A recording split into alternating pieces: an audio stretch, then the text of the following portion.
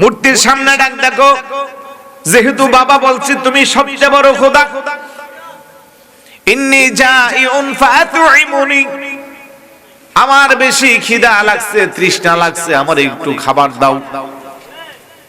আচ্ছা, মূর্তি খাবার দিতে পারবো? কতক্ষণ পরে চুপচাপ, কোনো জবাব নাই। কিছুক্ষণ পরে কইন্নী আরিসিন ফাকসিনি, আমি বস্ত্র লাগবে, আমার একটা বস্ত্র দাও। কোনো আওয়াজ নাই। কিছুক্ষণ পরে বিশাল বড় একটা পাথর হাতে নিয়া ডাক ডাকো, আমি তোমার কাছে খাবার চেয়েছিলাম, খাবার দিলা না, কাপড় চাইলাম, কাপড়ও দিলা না, তাহলে ঠিক আছে, যেহেতু তুমি সবচেয়ে বড় খোদা, আমারে কিছুই দিতে হবে না, ফামনা নাফসাক, তুমি তোমার নিজেরে বাঁচাও। এমনি বিশাল বড় একটা পাথর মেরে দিল। আল্লাহু আকবার।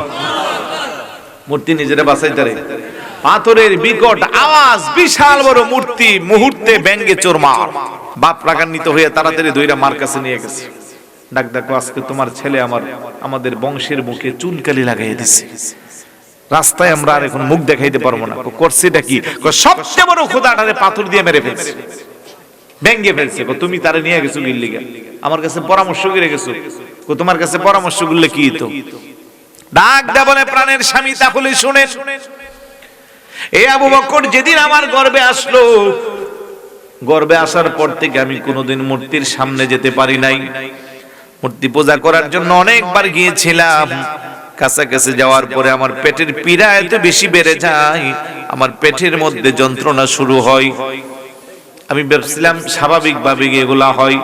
শেষ পর্যন্ত 7-8 মাসের যখন আমি প্রেগন্যান্সি, বাচ্চা যখন ভিতরে নাড়াচাড়া করে, আরেকদিন গিয়েছিলাম, মনে মনে ভাবছি আজকে যতই কষ্ট হয় আজকে মূর্তির সিজদা দিব। বিশ্বাস করো গো স্বামী, ওই দিন মূর্তির কাছাকাছি গিয়েছিলাম, অমনেতি আমার পেটের ভিতরে, আমার কলিজার মধ্যে তার পা দিয়া লাত্তি মারতে শুরু করছে। আল্লাহু আকবার। সন্তান হয়ে আমার কলিজায় আঘাত করলো। আমার আর বোঝার বাকি রইল না, কারণ ইতিপূর্বে আমার অনেকগুলো সন্তান আমি জন্ম দিয়েছি, কেউ আমারে বাধা দেয় নাই। যে সন্তান তার মারে পেটের ভিতরে থাকতে মূর্তির সামনে যেতে দেয় না, সেই সন্তান কোনোদিন নিজে যাইয়া মূর্তির সামনে মাথা নত করতে পারে নাই। আল্লাহু আকবার বলবেন। ও আমার প্রাণের স্বামী, শুধু তাই না, তাহলে শুনুন শুনুন, যেদিন আমার আবু বকর দুনিয়াতে আসবে, সেদিন অদৃশ্য থেকে আমার কাছে কে যেন আওয়াজ দিয়েছে, ইয়া আমাতুল্লাহি আলা তাহকিক আবশিরি বিল ওয়ালাদিল আতীক ইসমুহু ফিস সামাই সিদ্দিক কানা রফিকুহু লি মুহাম্মাদিন সাল্লাল্লাহু আলাইহি ওয়াসাল্লাম রফিক। চিৎকার করে বলি সুবহানাল্লাহ। অদৃশ্য থেকে আওয়াজ আসছে, মা, ও আবু বকরের মা, তোমার বড় খুশনসিব, এমন একটা সন্তান আল্লাহ তোমারে দান করতেছে, যার জন্য শুভ সংবাদ। যে সন্তানটা শুধু সাধারণ সন্তান না, যে সন্তানের নাম আসমানে সিদ্দিক, জমিনে যিনি হইবে আখিরে জামানার নবী মুহাম্মদুর রাসূলুল্লাহ সাল্লাল্লাহু আলাইহি ওয়াসাল্লাম আর রফিক মানে বন্ধু। বড় করে বলি সুবহানাল্লাহ। مولاي صل وسلم دائما ابدا على حبيبك। ওয়াইদ ক্বালা ঈসা ইবনে মারইয়াম, মরিয়মের বেটা ঈসা যখন বলল, ইয়া বানি ইসরাঈল, ওহে বনি ইসরাইলের সম্প্রদায়েরা, ইন্নী রাসূলুল্লাহি ইলাইকুম, নিশ্চয় আমি আল্লাহর পক্ষ থেকে তোমাদের কাছে একজন রাসূল এসেছি, মুসাদ্দিকুল লিমা বাইনা ইয়াদাইয়া মিনাত তাওরাত, আমার পূর্ববর্তী তাওরাত কিতাবের সত্যায়নকারী হিসেবে। তবে শুনে রেখো, ওয়া মুবাশশিরা, তোমাদের জন্য শুভ সংবাদ, ওয়া মুবাশশিরাম বিরাসূলিন ইয়াতি মিন বাদি ইসমুহু আহমদ, আমার পরে জমিনে একজন পয়গম্বর আসবে, আসমানে যার নাম হলো আহমদ। বড় করে বলি সুবহানাল্লাহ। আমার নবীর নাম আহমদ, কোরআনে আছে না নাই? আমার নবীর নাম মুহাম্মদ, কোরআনে আছে না নাই?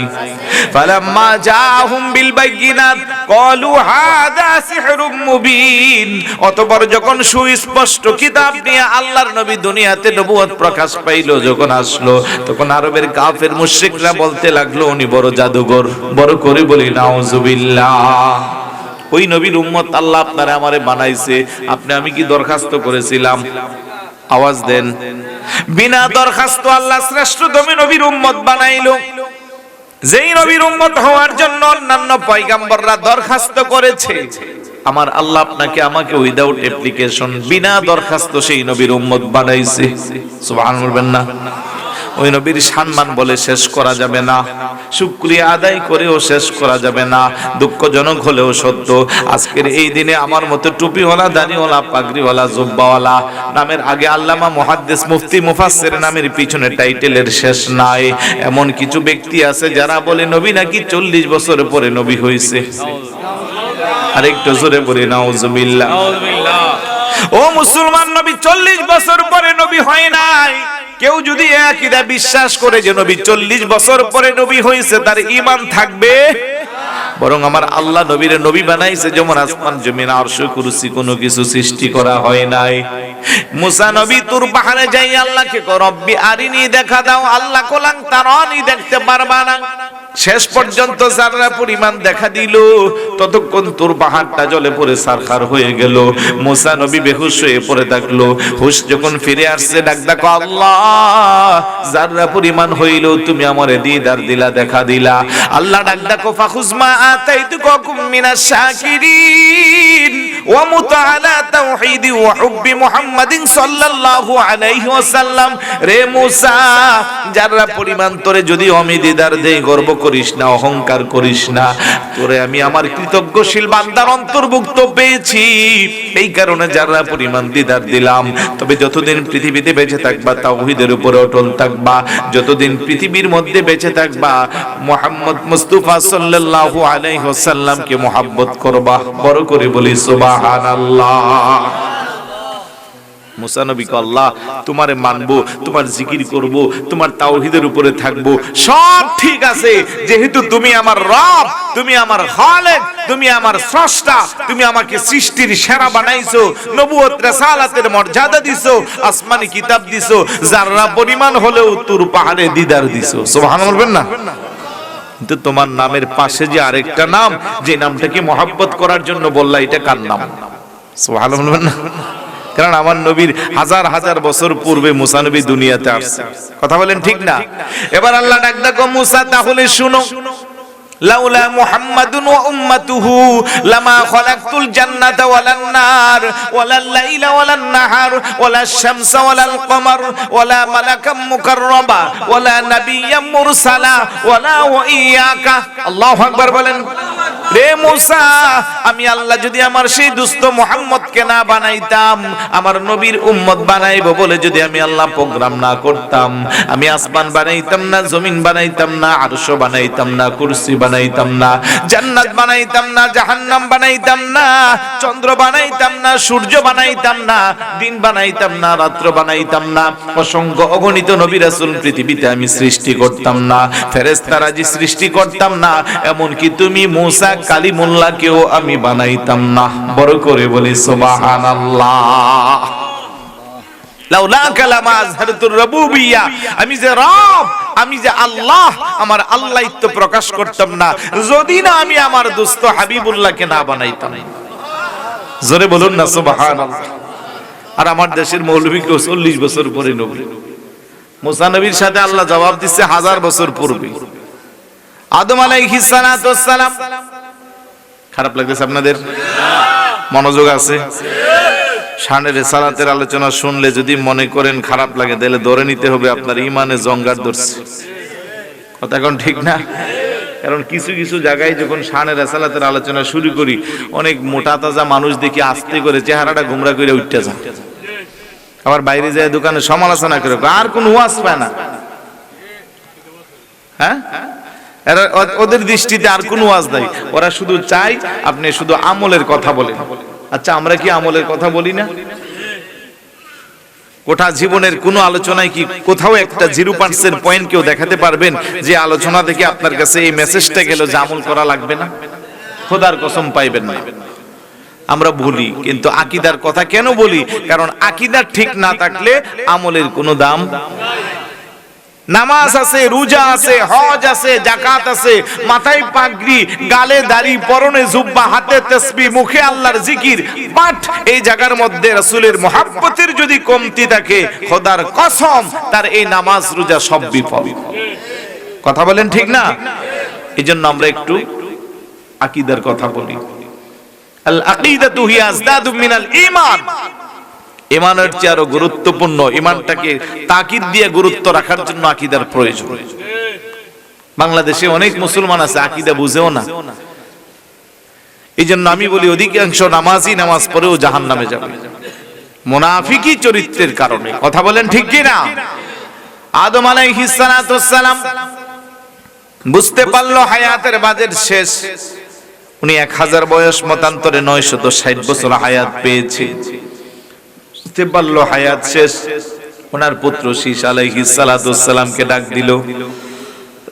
ডাক দা বলে, বাবা শীশ, শোনো শোনো, আমার কিছু কথা আছে।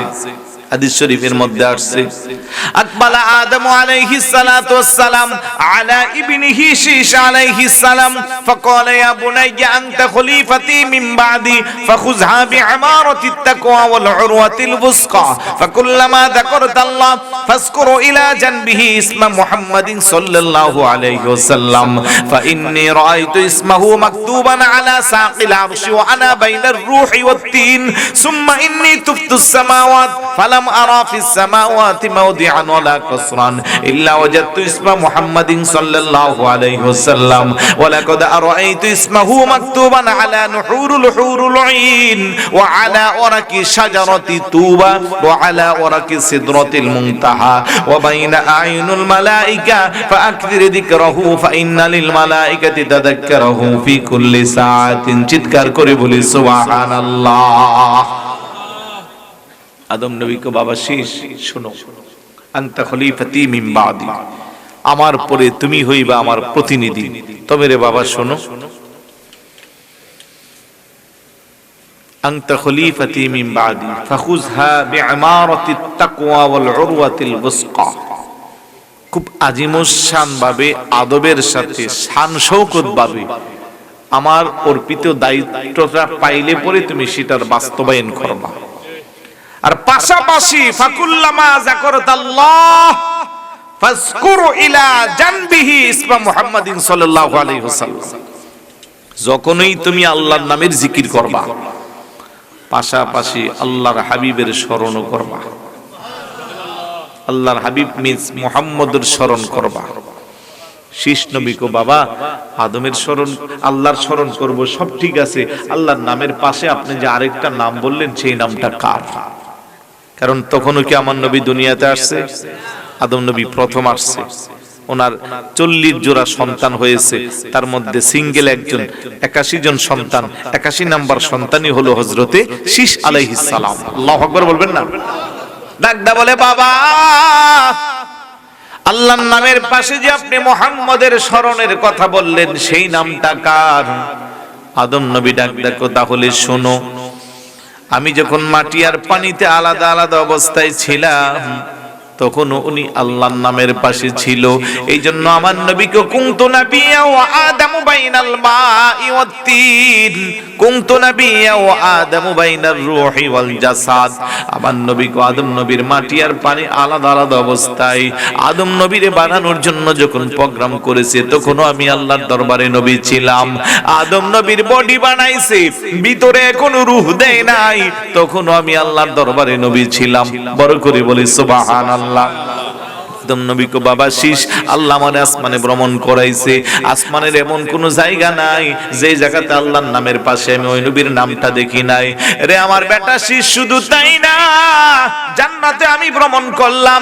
জান্নাতের এমন কোন দরজা নাই, এমন কোন জানালা নাই, এমন কোন কক্ষ নাই, এমন কোন গিলাফ নাই যেখানে আল্লাহর নামের পাশে ওই নবীর নামটা নাই। এ আমার বেটা শীশ, শুধু তাই না, বেহেশতের মধ্যে শাজারাতে তুবা নামক একটা বৃক্ষ আছে। ওই বৃক্ষের প্রত্যেকটা পাতায় পাতায় ডালে ডালে আল্লাহর নামের পাশে আমি ওই নবীর নামটা দেখছি। শুধু তাই না, বেহেশতের মধ্যে অসংখ্য অগণিত হুরেরা আছে, প্রত্যেকটা হুরের সিনায় সিনায় আল্লাহর নামের পাশে ওই নবীর নাম আছে। শুধু তাই না, অসংখ্য অগণিত ফেরেশতারা সদাই সর্বদা আল্লাহর নামের জিকির করে আর ওই নবীর নামের মুহাব্বতের দুরূদ শরীফ পাঠ করে। আমার বেটা শি শোনো শোনো, ছোট্ট একটা কারণে আমি 350 বছর কান্নাকাটি করেছি। আমার আল্লাহ আমার মোনাজাত কবুল করেন নাই। শেষ পর্যন্ত আরশ আজিমের খুঁটিতে আল্লাহর নামের পাশে ওই নবীর নামটা যখন আমি দেখলাম, ওই নামের দোহাই দিয়া যখন আমি আল্লাহর কাছে ফরিয়াদ করেছি, ওই নামের উসিলা আমার আল্লাহ আমার মোনাজাতকে কবুল করেছে। চিৎকার করে বলি সুবহানাল্লাহ। আদম নবীকে আমি আসমান জমিন আরশ কুরসি লৌহ কালাম যেখানে গেছি সেখানেই ওই নবীর নাম দেখছি। আর আমার দেশের মৌলবীকেও 40 বছর পরে নাকি নবী হইছে। এত আস্তে নাউজুবিল্লাহ, আর একটু জোরে বলুন না নাউজুবিল্লাহ। তাহলে যেখানে আল্লাহ আছে সেখানে নবী আছে না নাই? আওয়াজ দেন না, আছে না নাই? আজানে আল্লাহ আসেনি, নবীর নাম। নামাজে আল্লাহ আসেনি, নবী আসেনি। ইকামতে, কোরআনে, কবরে, হাসরে, মিজানে, ফুলসিরাতে, সব জায়গায় নবী আছে। মারহাবা বলবেন না? যেথায় আল্লাহ সেথায় নবী, নূরে নবীজি দিনের রবি। যেথায় আল্লাহ সেথায় নবী, নূরে নবীজি দিনের রবি। দেখিবি যদি নূরের ছবি, দেখিবি যদি যা তুই মদিনা, মদিনা মোর আসল ঠিকানা। বলেন মদিনা মোর তুমি সবাইকে মদিনা নিলা, সবাইকে মদিনায় নিলা, আমায় নিলা না। মদিনা মোর আসল ঠিকানা। বলেন মদিনা মোর আসল ঠিকানা। নবীজির সঙ্গ লবি চিরজীবন সুখে রবি। নবীজির চিরজীবন সুখে রবি। মরা দিল তোর তাজা হবে, মরা দিল তোর তাজা হবে, মরা রবে না। মদিনা মোর আসল ঠিকানা। বলেন মদিনা মোর আসল ঠিকানা। নবীর কত শৌকত শান, নবী আল্লাহর বিধি বিধান। নবীর কত শৌকত শান, নবী আল্লাহর বিধি বিধান। সেই নবীজির মুহাব্বতে, সেই নবীজির মিলাদে পড়ো না। মদিনা মোর আসল ঠিকানা। বলেন মদিনা মোর আসল ঠিকানা। বলেন মদিনা মোর আসল ঠিকানা। জোরে বলি না মারহাবা।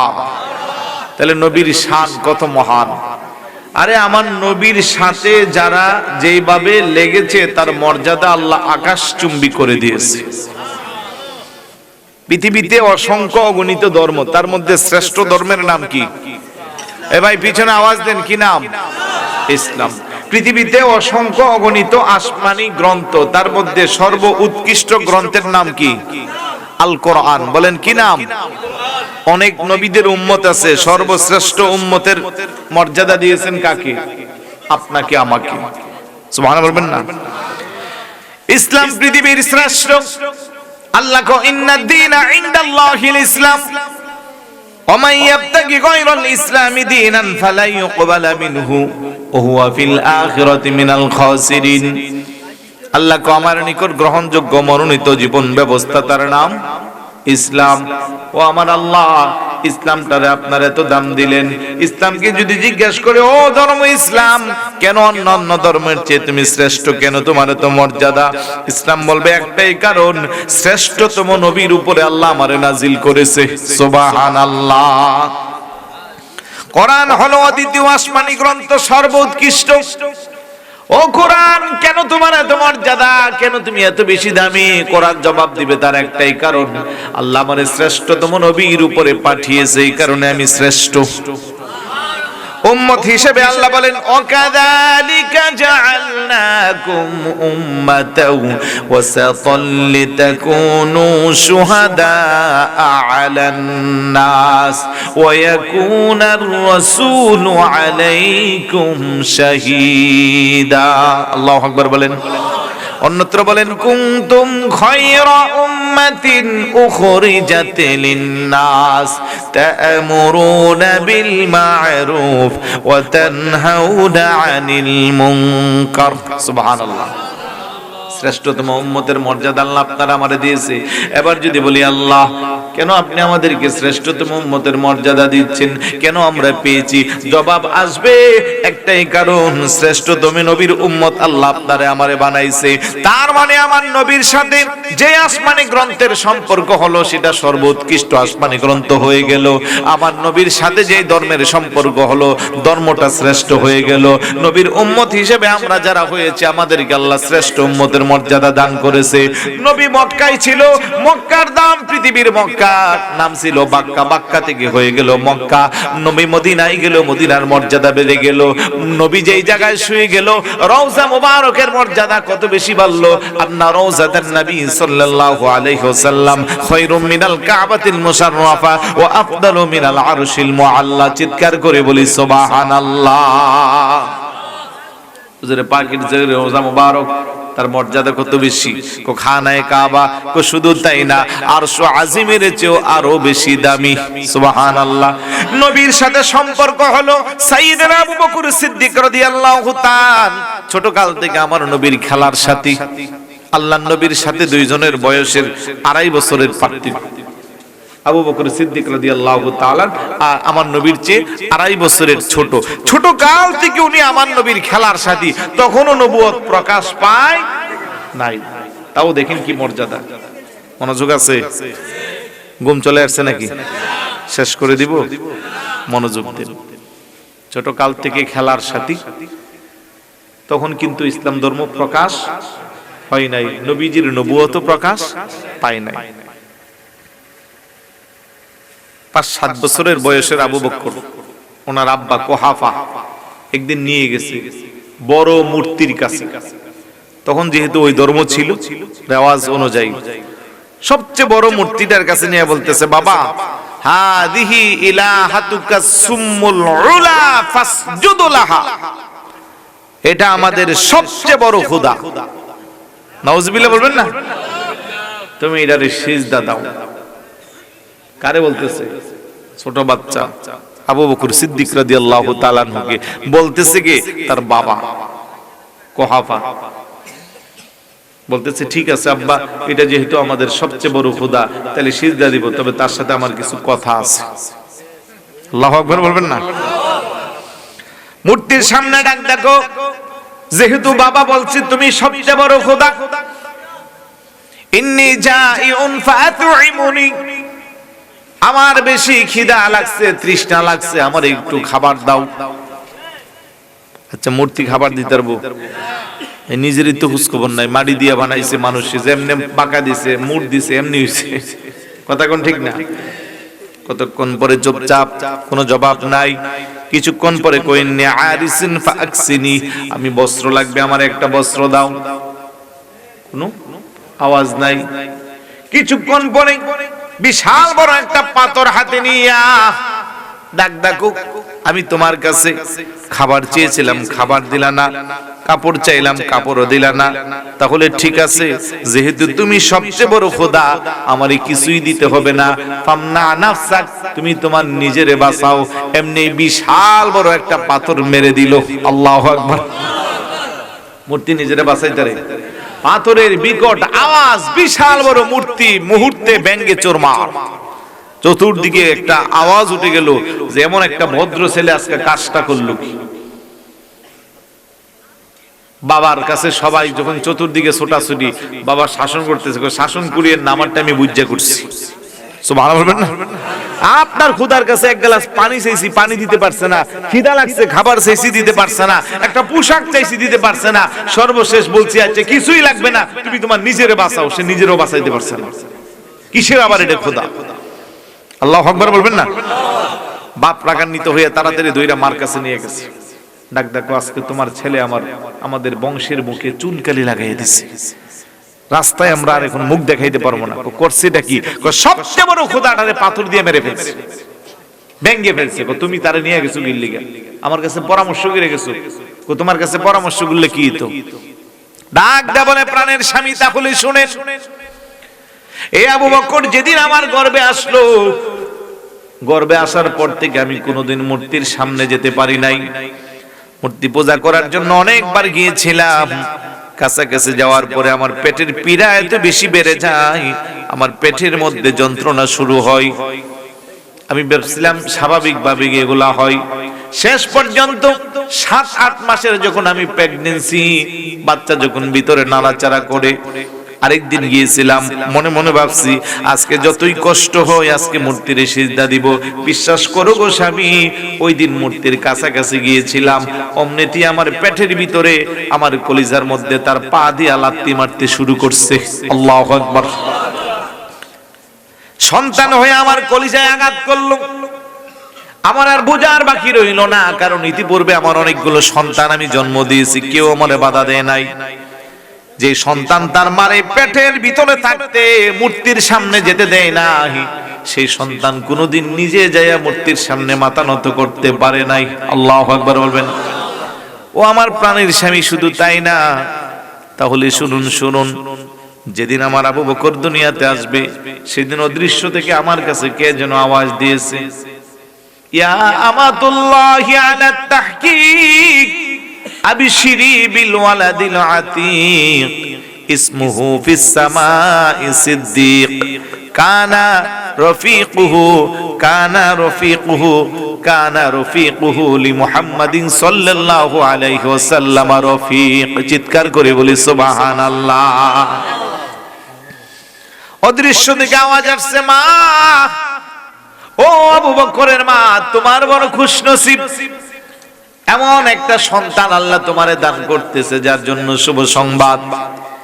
যে সন্তানটা শুধু সাধারণ সন্তান না, যে সন্তানের নাম আসমানে সিদ্দিক, জমিনে যিনি হইবে আখিরে জামানার নবী মুহাম্মদুর রাসূলুল্লাহ সাল্লাল্লাহু আলাইহি ওয়াসাল্লামের রফিক মানে বন্ধু। বড় করে বলি সুবহানাল্লাহ। উনি সবার আগে কালমা পড়ে মুসলমান হয়েছে বয়স্ক মানুষদের মধ্যে, জানেন তো এটা? মহিলাদের মধ্যে সর্বপ্রথম আম্মাজান খাদিজাতুল কুবরা রাদিয়াল্লাহু তাআলা আনহা, পুরুষের মধ্যে যুবকদের মধ্যে শেরে খুদা আলী রাদিয়াল্লাহু তাআলা, আর বয়স্কর মধ্যে আবু বকর সিদ্দিক রাদিয়াল্লাহু তাআলা। রাসূল পাকের খুব ঘনিষ্ঠ। আল্লাহ দেখেন, আমি যেটা বোঝাইবার চাইলাম, যাকে আল্লাহর বন্ধু তার বন্ধু বানাবে, তার সাথে চলাফেরা করবে, তাকে পর্যন্ত আল্লাহ অপবিত্র থেকে মুক্ত রাখে। সুবহানাল্লাহ বলবেন না? জাহিলি যুগে আবু বকর কোনদিন মূর্তি পূজা করেন নাই। এইজন্য আমার নবীকে লাউ আত্তাখাযতু খলিলান গায়রা রাব্বি লাত্তাখাযতু আবি বকর, আল্লাহর পরে যদি আমি কাউকে বন্ধু বানাইতাম, আমার সেই বন্ধু হইতো হযরত আবু বকর। তার মানে আবু বকর নবীর বন্ধু। ইসলাম কেমনে গ্রহণ করলো? সিরিয়া গেছে উনি ব্যবসা করতে, যখন নবুয়ত প্রকাশ পাইবে তার 2-4 দিন আগে সিরিয়াতে ইজদ একটা গোত্র আছে, উনি যে খবর পাইলো এখানে একজন প্রবীণ আলেম আছে, আহলি কিতাবের আলেম, প্রায় 400 বছরের কাছাকাছি ওনার বয়স। খবর পাই আবু বকর কোথায়, আমি ওনার সাথে একটু দেখা করতে যাব। সুবহানাল্লাহ বলবেন না?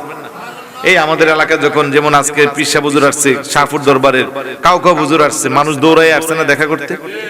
ওনার আব্বা যখন ডক্টর আহমদ পিয়ারা বাগদাদি রহমতুল্লাহি আলাইহি আসতো, মানুষ দৌড়ে আসতো না? বিভিন্ন ওলিরা আসলে আসে না? বিভিন্ন বিজ্ঞ আলেমরা আসলে মানুষ ছুটে যায় না দেখা করতে? যায়। তো ইজদ গোত্রের ওই আলেমের বয়স যেহেতু প্রায় 400 বছর, আবু বকর সিদ্দিক রাদিয়াল্লাহু তাআলা আনহু, আমি একটু ওনার সাথে সাক্ষাৎ করতে যাইব। খোঁজাখুঁজি করে গেছে, উনি বুড়া মানুষ শুয়ে আছে, যে মাত্র দেখতেছে আবু বকর সামনে গেছে, উনি লাফ দিয়ে উঠতে বলতেছে, এই যুবক, তোমার বাড়ি কি আরবে? হ্যাঁ। তুমি কি হেজাজি? বলে হ্যাঁ। তোমার বংশ কি কুরাইশ বংশ? জি। তোমার গোত্রের নাম কি বনু তামিম? হ্যাঁ। তোমার নাম কি আবু বকর? ইয়েস। তোমার বাবার নাম কি? কুহাফা। এর নাম কি? উম্মুল খায়ের সালমা। জি। আবু বকর সিদ্দিক রাদিয়াল্লাহু তাআলা আনহু তখায়াস, জীবনে দেখা নাই, সাক্ষাৎ নাই, হঠাৎ করে একটা মানুষ দেখে তার সব বর্ণনা দিচ্ছে। এটা কি সোজা ব্যাপার? একটু আওয়াজ দেন না। আবু বকর সিদ্দিক রাদিয়াল্লাহু তাআলা আশ্চর্য হয়ে গেল। 400 বছরের প্রবীণ আলেম ডাক ডাকো, কিছু মনে না করলে তোমার জামাটা একটু আলগি দাও, তোমার নাভির উপরে একটা চিহ্ন আছে, আমি ওইটা দেখব। ওটা দেখা আমার আর তোমার সাথে আর অন্য কোনো কথা নাই, এটাই শুধু দেখতে চাই। আবু বকর সিদ্দিক রাদিয়াল্লাহু তাআলা আনহু কো এতক্ষণ অনেক কিছু বলছেন, এখন আগে বলেন কেন দেখতেছেন? না বললে আমি দেখাবো না। লোকটা চোখের পানি ছেড়ে ডাকটা করে, আবু বকর তোমার জন্য আমার বড় ঈর্ষা হয়। আমি আহলে কিতাবের মধ্যে যা যা বর্ণনা পেয়েছি, কিছুদিনের মধ্যে আখির জামানার নবীর নবুয়ত প্রকাশ পাইবে, আর ওই নবীর উপর কালমা পড়ে প্রথম যেই দুইজন পুরুষ মুসলমান হবে, একজন বয়স্ক যিনি হবে পাতলা চিতলা সুন্দর, যার আকৃতি দেখতে হুবহু তোমার মতো। এখন আমি শুধু দেখবো তোমার নাভির উপরে কালো চিহ্ন থাকলে তুমি সেই আবু বকর। সুবহানাল্লাহ।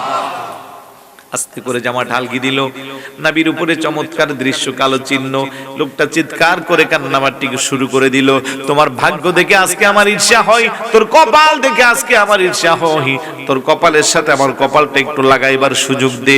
আমি যা আহলি কিতাবের মধ্যে পড়েছি তা কোনো ভুল নাই, যে আকৃতি পেয়েছি তা কোনো সন্দেহ নাই, যে বর্ণনা পেয়েছি তাতেও কোনো সন্দেহ নাই। নিঃসন্দেহে তুমি সেই আবু বকর।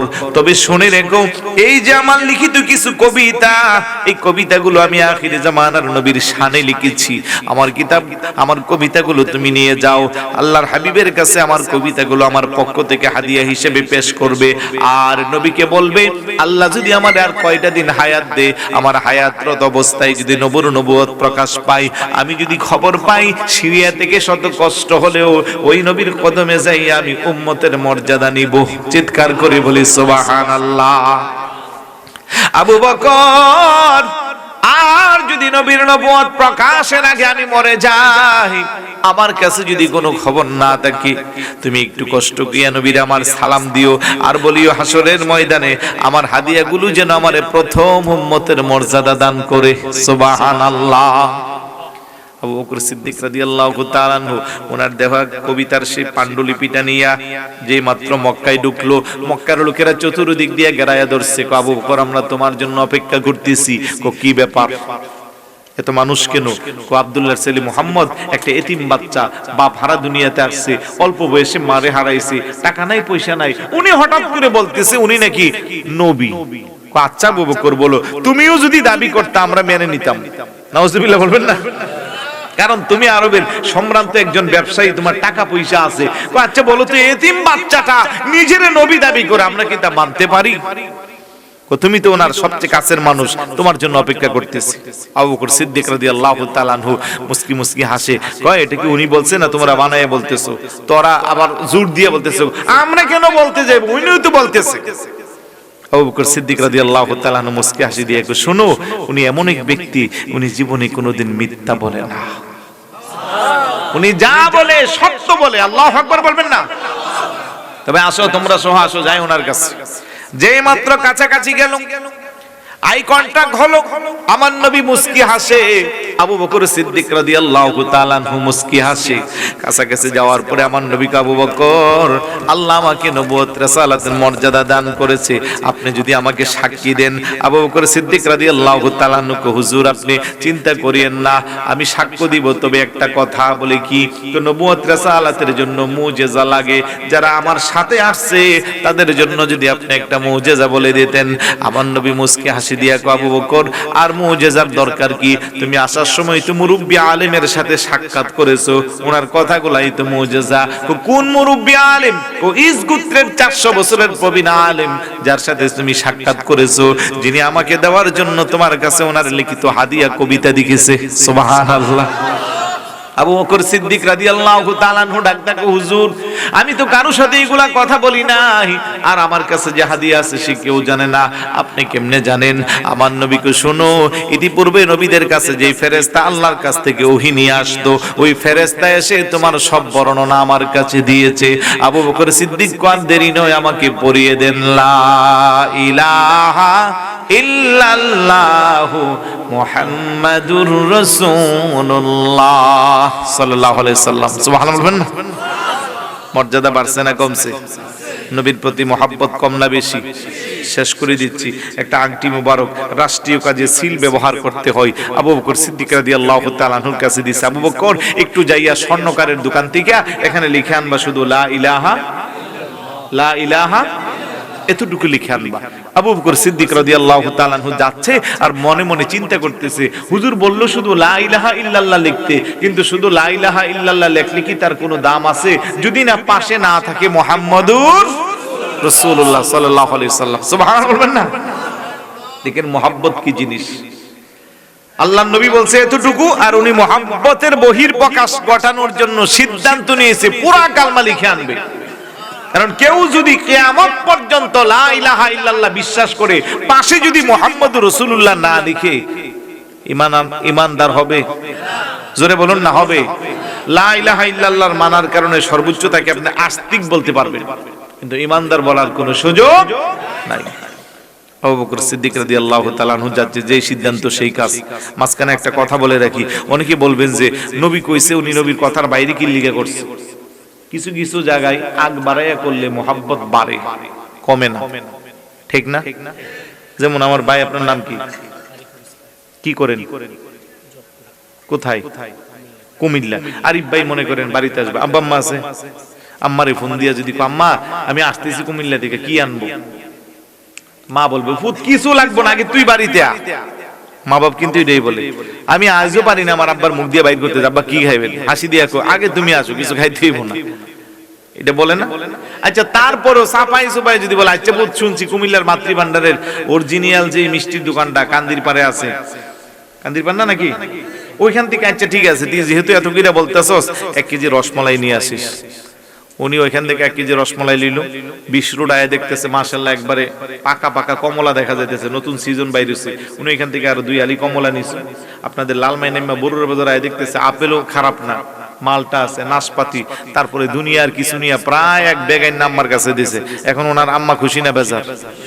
নাকি বলবো যে এই বেটা তোরে বলছি শুধু রসমালাই আনতি, এত কিছু কি লিখে আনছিস? এরকম বলবো কেউ? বরং কি বো, খুশি বো, ভিতর থেকে দোয়া বেশি আসবে। তো কিছু কিছু জায়গায় কথার বাহিরে করলেও দোয়া পাওয়া যায়, মুহাব্বত গভীর হয়। কথা কোন ঠিক কি না? আবু বকর সিদ্দিককে বলছে শুধু লা ইলাহা ইল্লাল্লাহ লিখতে, উনি কো না, লা ইলাহা ইল্লাল্লাহ লিখলে কি হবে যদি পাশে না থাকে মুহাম্মদুর। স্বর্ণকারের দোকানদারকে বলতেছে, ভাই আপনি একটু সুন্দর করে এখানে লা ইলাহা ইল্লাল্লাহু মুহাম্মাদুর রাসূলুল্লাহ লিখে দেন। এখন লিখে দিয়েছে, উনিও দেখছে ঠিক আছে, নির্দিষ্ট সময়ে নিয়ে আসছে। আইনা আল্লাহর হাবিবের কাছে যখন দিল, রাসূলুল্লাহ যখন পুটলাটা খুলছে, খুললা দেখতেছে ওইখানে লেখা আছে লা ইলাহা ইল্লাল্লাহ মুহাম্মাদুর রাসূলুল্লাহ ও আবু বকর সিদ্দিক রাদিয়াল্লাহু। এই জোরে কোন না সুবহানাল্লাহ? আর একটু জোরে বলুন না সুবহানাল্লাহ। আমার নবী ডাকতে আবু বকর, বলেছিলাম শুধু লা ইলাহা ইল্লাল্লাহ লিখতে, পাশে আপনি আমার নাম, সাথে আবার আপনার নামও লিখছেন, সাথে আপনার নাম লিখছেন। বলছে কথা বলতে দেরি ডাক ইয়া রাসূলুল্লাহ ফিদাকা আবি ওয়া উম্মি, আমার পিতামাতা আপনার কদমে উৎসর্গ হোক। হুজুর বিশ্বাস করেন আমি কিন্তু আমার নাম লিখতে বলি নাই, আমি বলেছিলাম আল্লাহর নামের পাশে আপনার নাম না থাকলে শোভা পাই না, আপনার অংশটা লিখতে বলছি। স্মরণকারক বোধ হয় ভুল করে আমার নামটাও লিখে দিয়েছে। আমার আল্লাহ ডাকো জিবরাইল, ও জিবরাইল যাও যাও তাড়াতাড়ি যাও, আমার হাবিবের কাছে মেসেজটা পৌঁছে দাও। আবু বকর নাম দুনিয়ার কোনো স্মরণকারক খোদাইকারক লাগে নাই, যে আবু বকর আমার নামের পাশে আমার দোস্তর নামটাকে মহব্বত কইরা লেখা দিছে, আমি আল্লাহ কুদরতি ভাবে আমাদের দুইজনের পাশে আবু বকরের নামটাও লিখে দিয়েছি। জোরে বলুন না সুবহানাল্লাহ। আমি বুঝাইবার চাইলাম নবীর মর্যাদা দিলে তার মর্যাদা বাড়ায় কে? নবীর সম্মান বাড়াইলে তার মর্যাদা বাড়ায় কে?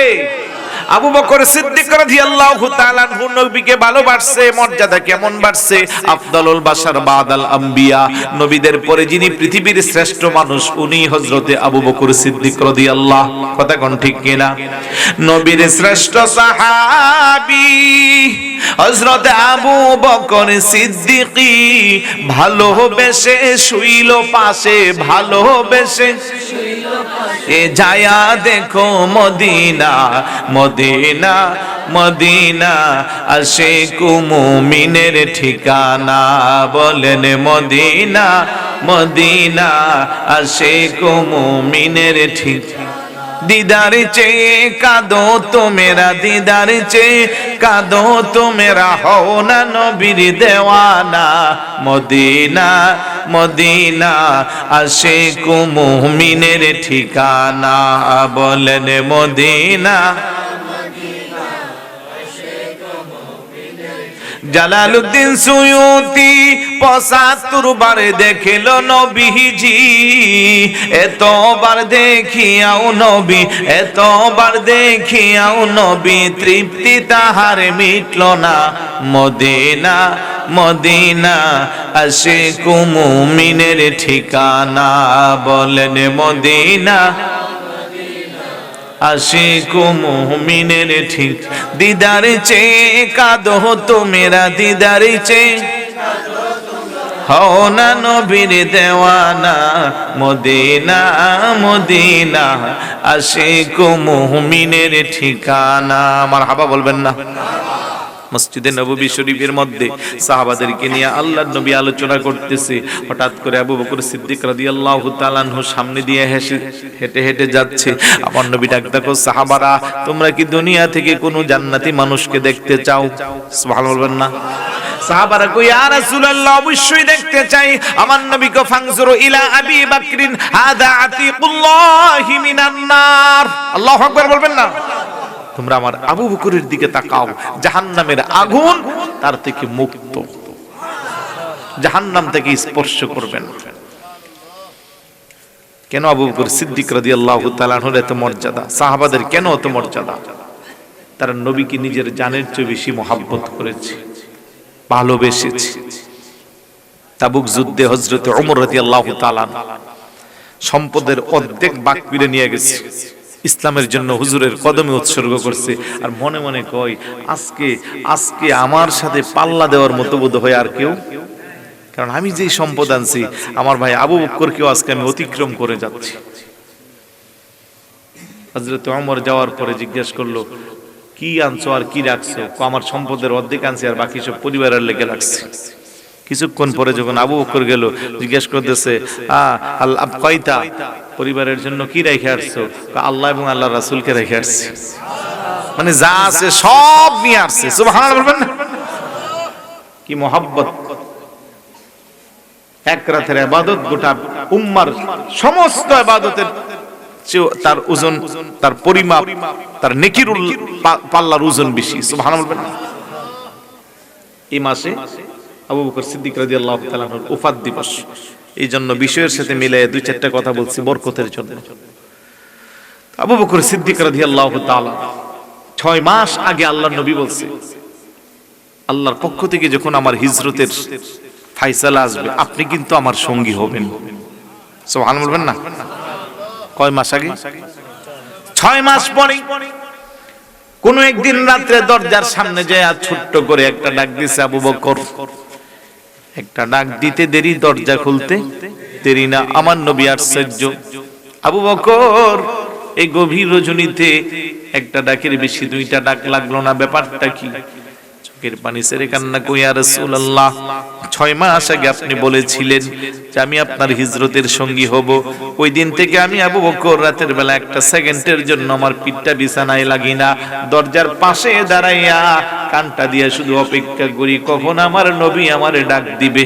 আল্লাহু আকবার! আহা মুসলমান! তারপরে আমার নবীকে নিয়ে গারে সুর, জাবালে সুর যেটাকে বলা হয় ৫,৫০০ ফিট উপরে, আমি গত সফরে এই হজে সকাল ভোরে আজানের পরে আমরা ৬ জন না ৫ জন ছিলাম। লাকসামের একজন, চট্টগ্রামের একজন, আরেকজন ব্রাহ্মণবাড়িয়ার, আরেকজন যেন কে, আমরা 5 জন ফজরের পরে রওনা দিয়েছি। প্রায় 3.5 ঘন্টার মতো লাগছে। আর এমন আঁকাবাঁকা রাস্তা, বিশ্বাস করেন 19-তে 20 হলে সিরিপ খাইলে আপনার খুঁজেও পাওয়া যাবে না, এত উপরে। কিন্তু 1400 বছর পরে এসে মোটামুটি রাস্তা কিছু সংস্কার করে এই অবস্থা। আর তখন কেমন ছিল? ওই অবস্থায় আমার নবীকে উনি কাঁধে করে, মাথায় করে ওই জায়গায় উঠেছে। আল্লাহু আকবার বলবেন না? কিছু কিছু বর্ণনায় আছে হাঁটার সময় উনি একবার ডানে, একবার বামে, একবার সামনে, একবার পিছনে। আমার নবীকে আপনি অস্থির হয়ে চতুর্দিকে ঘুরতেছেন। কই ইয়া রাসূলুল্লাহ, পাথররা, কাফেররা যে কোনো পার্শ্ব থেকে আপনার প্রতি পাথর মারতে পারে, তীর নিক্ষেপ করতে পারে, এই তীরগুলা যেন আপনার গায়ে না লাগে, পড়লে আমার গায়ে পড়বে। ওই পাহাড়ের উপরে ওইটা একটা গর্ত, যে গুহার মধ্যে রেস্ট করেছিল। ওইখানে একটা গর্ত ছিল যেখানে 70টা ছিদ্র। একটা বিষাক্ত সর্প ছিদ্র করে রাখছে কয়টা? 70টা। আবু বকর সিদ্দিক রাদিয়াল্লাহু তাআলা আনহু যাওয়ার পরে এটার ভিতরে রেস্ট করবে। হুজুর অনেক দিনের পুরানা গর্ত, আগে দেখে আসি তার পরিবেশটা ঠিক আছে কিনা। আল্লাহর হাবিবকে উপরে রেখে উনি ভিতরে রেখে দেখতেছে ছিদ্র ছিদ্র। এখন ভাবতেছে এই ছিদ্রের ভিতরে প্রবেশ করলে বিষাক্ত জিনিস আইসা যে কোনো সময় অ্যাটাক করতে পারে। ছিদ্র বন্ধের জন্য উনি জামা ছিঁড়া শুরু করছে। উপরের পরনের জামা ছিঁড়া, লুঙ্গির অর্ধেকটা ছিঁড়ে ফেলছে। ছিদ্র বন্ধ করতে করতে 69টা বন্ধ হয়ে গেছে, আর বাকি আছে একটা। এখন একটা যদি বন্ধ করতে যে কাপড় টান দেয় তাইলে শরীয়তের খেলাফ হয়ে যাবে। আল্লাহু আকবার বলবেন না? এখন শরীয়ত রক্ষা করাও তো ফরজ, আর রাসূলের নিরাপত্তা দেওয়া এটা আরো বড় ফরজ। চিন্তায় পড়ে গেল কি করা যায়। চিন্তা করলো শরীয়ত রক্ষা করতে হবে, আল্লাহর রাসূলকেও রক্ষা করতে হবে। ওই একটা গর্তের ভিতরে পাটা দিয়া এভাবে নিজে পাটারে খুঁটি দিয়া বন্ধ কইরা এবার উপর থেকে টান দিছে। হুজুর এবার আপনি আসুন আমার কোলে, আপনি আরাম করেন। সুবহানাল্লাহ বলবেন না? রাসূলুল্লাহ ওনার কুল মুবারকের মধ্যে হুজুর আরাম করতেছে, কারণ কি পরিমাণের টায়ার্ড। ওইখানে উঠার পরে আপনি লম্বাইয়া শুইলে মনে 2 সেকেন্ড লাগবে ঘুমাইতে, শরীর এত টায়ার্ড হয়। ওই গর্তের ভিতরে যায় হুজুর আরাম করতেছে। আর ওই দিক দিয়া এই 70টা গর্ত যে করছে বিষাক্ত সর্প, সেও আজকে 500 বছর যাবত অপেক্ষা করতেছে। ঈসা নবীর আমলে সে শুনছিল যে আখিরি জামানার নবী যখন হিজরত করবে এই জায়গার মধ্যে এসে উনি বিশ্রাম করবে। সাপটা আল্লাহর কাছে ফরিয়াদ করছে, আল্লাহ তুমি আমার হায়াতটা লম্বা করে দিও, অন্তত তোমার নবীর জন্য দেখা মরতে পারি। আল্লাহ তার হায়াত লম্বা করছে। এখন সে বুদ্ধি করছে যে এই গর্তের মধ্যে যদি আইসা বিশ্রাম করে আর গর্ত থাকে তাইলে তো করবে না, আর গর্ত না থাকলে আমি দেখবো কেমনে। এই জন্য সে বুদ্ধি কইরা প্রায় 70টা ছিদ্র করছে, যে একটা না একটা ছিদ্র হইলো আমার দেখার জন্য থাকবে। আবু বকর সিদ্দিক রাদিয়াল্লাহু তাআলা সব বন্ধ করছে, সবগুলা কাপড়, ওইগুলারে কিছু করতে পারতেছে না। একটা যেখানে পা আছে ওইখানে ভালো করে কামড় দিছে, দংশন করছে। বিষাক্ত সর্পের কামড়ে আবু বকর সিদ্দিক রাদিয়াল্লাহু তাআলা আনহুর চেহারা মলিন হয়ে গেছে। বিষের যন্ত্রণা কাতরাচ্ছে, সহ্য করতে পারতেছে না, কিন্তু নড়াচড়া করতেছে না। নড়াচড়া করলে আল্লাহর হাবিবের ঘুমের আরামের ব্যাঘাত ঘটবে। সুবহানাল্লাহ বলবেন না? আর একটু জোরে বলুন না সুবহানাল্লাহ। শেষ পর্যন্ত চোখের পানি টপ টপ করে 2-1 ফোঁটা যখন হুজুরের শরীর মুবারকে পড়ছে, মা নবী আস্তে করে চক্ষু খুইলা তাকাইয়া দেখে আবু বকর সিদ্দিক রাদিয়াল্লাহু তাআলা আনহুর চেহারাটা মলিন, বিষে কেমন যেন নীল বর্ণের হয়ে যাচ্ছে। সে আর সহ্য করতে পারে না, ডাক দে বলে, আবু বকর কি হচ্ছে রে বাবা, কি হচ্ছে, তুমি কেন এইভাবে কান্না করতেছো? ডাক দে কই, ইয়া রাসূলুল্লাহ আমার মনে হচ্ছে আমার পায়ের মধ্যে বিষাক্ত সর্প দংশন করেছে। আমার কেন ডাক দাও না? হুজুর আপনি আরাম করতেছেন, আপনার আরাম করাও ফরজ, আপনাকে রক্ষা করা, আপনার তাজিম করা ফরজ, এই জন্য আমি আপনারে ডাক দিচ্ছি না। আমার নবী ঘুম থেকে আরাম থেকে জাগ্রত হইয়া আস্তে করে হুজুরের থুতু মুবারক যে মাত্র বিষাক্ত সর্পের কামড়ের জায়গায় লাগাইয়া দিছে, সঙ্গে সঙ্গে আমার আবু বকর সিদ্দিক রাদিয়াল্লাহু তাআলা আনহু সুস্থ হয়ে গেছে। চিৎকার করে বলি সুবহানাল্লাহ। হিজরতের সঙ্গী আমার নবী আম্মা জান আয়েশা সিদ্দিকা রাদিয়াল্লাহু তাআলা আনহা, যিনি ওনার কন্যা। আপনার আমার জীবনের পছন্দের অনেক কিছু আছে। আবু বকর সিদ্দিককে জিজ্ঞেস করলো, আপনার পছন্দ কি, আপনার প্রিয় জিনিস কি? আমার প্রিয় জিনিস পৃথিবীতে 3টা। বলেন কয়টা? মনোযোগ আছে? মনোযোগ দেন, শেষ করে দিচ্ছি। এক নম্বরে কি? কান্নাজুর হইলা ওয়াজহিকা, ইয়া রাসূলুল্লাহ আমার এক নাম্বার পছন্দের হইল আপনার চেহারা মোবারকের দিকে তাকিয়ে তাকিয়ে যত তাকাই গো নবীজি দেখার স্বাদ মিটে না। ঘন্টার পর ঘন্টা সাহাবারা তাকাইয়া চক্ষু ফিরাইয়া আবার নতুন করে হুজুরের চেহারার দিকে তাকাই তাকাই। হুজুর কো তোমরা কি ফজরের পর থেকে এইভাবে তাকানো শুরু করছো, আশার হয়ে গেল, খিদা লাগে না?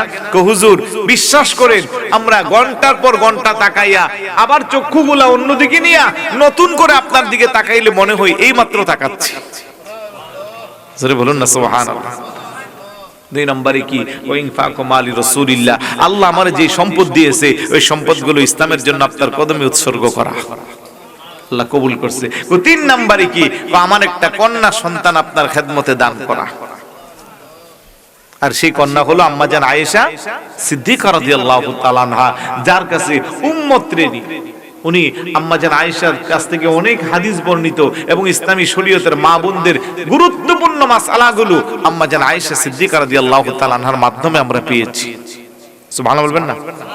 তো ওই আয়েশা সিদ্দিকা রাদিয়াল্লাহু তাআলা আনহার কুলে পূর্ণিমার চাঁদের রাতে আমার নবী আরাম করতেছে। তো মজা করে জিজ্ঞেস করতেছে, হুজুর আকাশের তারকারাজির মতো কারো কি আমল আছে? সুবহানাল্লাহ বলবেন না? আমার নবী বলতেছে হ্যাঁ আছে। উনি মনে মনে খুশি ছিল, বোধ হয় ওনার আব্বার কথা বলবে। কার আছে? আমার হযরতে ওমরের আছে। বড় করে বলি সুবহানাল্লাহ। এখান থেকে কিছু কথা আছে। আকাশের তারকারাজি কি পরিমাণের এটা কি কেউ বলতে পারে? তাহলে কম্পেয়ার করব কিভাবে? তার মানে আমার নবী জানে, বলেন না আমার নবী? আমার নবী তো ইলমে গায়েব জানে, জানে কি জানে না? আমার নবী এবার মুস্কি হাসি দিয়ে বলতেছে, আমি বলবো রাখো, আমার নবী বলতেছে হ্যাঁ শতম পরিমাণের হযরত উমরের আছে। চেহারাটা মলিন। আম্মাজান আয়েশা সিদ্দিকা বলে কি ব্যাপার, চেহারা মলিন কেন? হুজুর আমি ভাবছিলাম আপনি আমার আব্বার নাম বলবেন। আরে শোনো, তোমার বাবার এক রাতের আমল এক পাল্লায় রাখলে গোটা উম্মতের সব আমলের চেয়ে বেশি। বড় করে বলি না সুবহানাল্লাহ।